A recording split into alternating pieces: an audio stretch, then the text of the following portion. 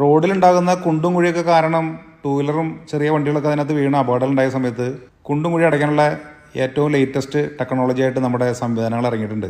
സാധാരണ റോളറൊക്കെ കൊണ്ടുവന്നിട്ടാണ് ഇതുപോലെ പാച്ച് ചെയ്ത് കുഴി അടച്ച് ഒതുക്കി പോവാറ്. ഇത് സാധാരണ ഒരു വണ്ടിയുടെ ടയറിട്ട് കയറ്റി അങ്ങോട്ടും ഇങ്ങോട്ടൊക്കെ ഉരുട്ടി കളിക്കുന്നുണ്ട്.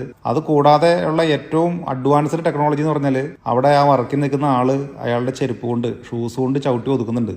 ഇനി നമ്മൾ ഒന്നും പേടിക്കണ്ട, ആ ഒരു ഉറപ്പ് മാത്രം മതി.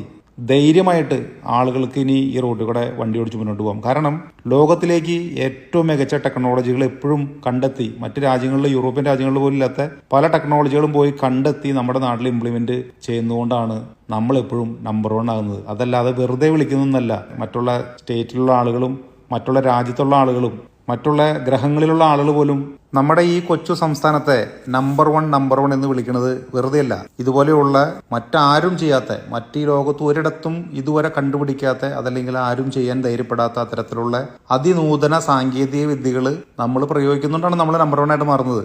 ഇതുപോലെയുള്ള പുതിയ അഡ്വാൻസ്ഡ് ആയിട്ടുള്ള ടെക്നോളജി വെച്ചിട്ടുള്ള നിർമ്മാണ പ്രവർത്തനങ്ങൾ ഇനിയും തുടരണം. ഈ ഭരണം, വളരണം ഈ നാട്.